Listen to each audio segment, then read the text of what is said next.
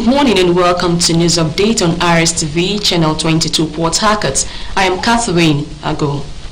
Do you love and care about River State and her peace? Let's build and take her to greater heights. This is the task we must accomplish. You can now watch RSTV News on YouTube at RSTV Online and on Facebook at RSTV 22PH Online. You can subscribe and click on the notification bell for updates on our live feeds. River State Governor Siminalayi Fubara has inaugurated members of the State Committee to distribute the palliatives from the federal government to the states. Members of the committee, who were inaugurated at Government House in Port Harcourt, were told to discharge their responsibilities politically so that everybody will benefit from the palliatives. Tamunobarabi Ibulubo heads more.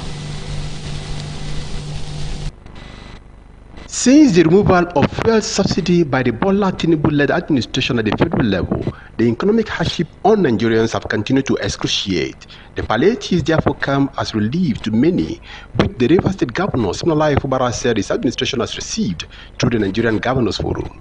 According to Governor Fubara, 16,800 bags of rice have been received plus 2 billion naira, and the members of the committee are to ensure that the distribution of the palliatives are done across party lines as a support to cushion the hardship on the people.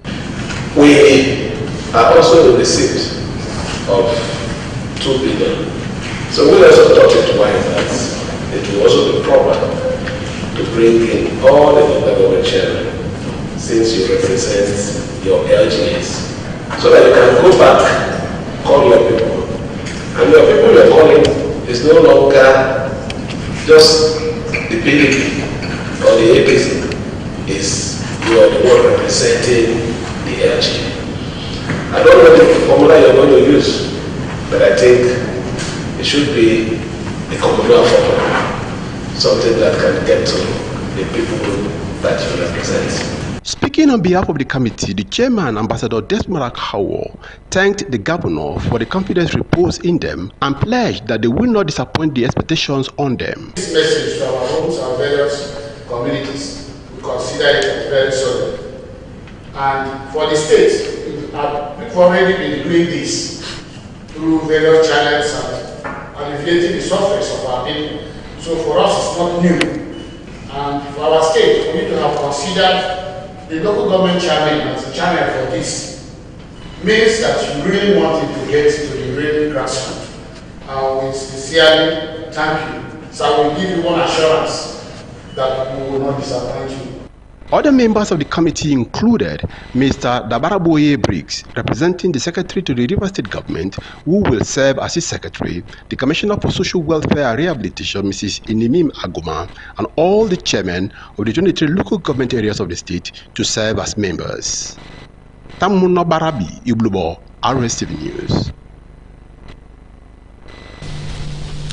River State House of Assembly has constituted its standing committees to oversee ministries, departments and agencies. Speaker Martin Amehuli, relying on Order 47, Rule 4 of the Standing Order, announced that the Rules and Business Committee would be headed by the House Leader Edison Ehe, while the lawmaker representing Faga Constituency 3, Azeru Opara, would head the House Service Committee. The Minister of Aviation and Aerospace Development, Festus Keyamo, has directed all international airlines to vacate the Murtala Mohammed International Airport, Lagos, from 1st October 2023. The minister handed down the directive during the tour of the international airport in Lagos, where he was accompanied by the Federal Airports Authority of Nigeria, FAN, Kabil Yusuf Muhammad. According to Keyamo, this became necessary to give room for maintenance work at the airport. The minister, while speaking on the sidelines of the tour, directed the airlines and companies operating in the airport to move to the new terminal. Keyamo also announced the suspension of all contracts, projects, concessions in the sector until further notice.